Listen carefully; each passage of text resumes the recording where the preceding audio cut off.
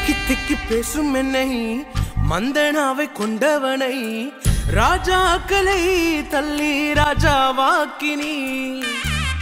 அழைப்பே இல்லை என்று அழைத்து சொன்னவர் முன் அரியணை கொடுத்து என்னை அரசனாக்கினே. நீர் மட்டும் இல்லைனா என்ன நான் செஞ்சிருப்பேன். எத்தனையோ பேரை நம்பி ஏமாந்தும் போயிருப்பேன். நான் ஜெபிச்ச ஜெபமெல்லாம் வீணா போகவில்லை. நான் விதைச்ச விதையெல்லாம் தரிசமாகவில்லை.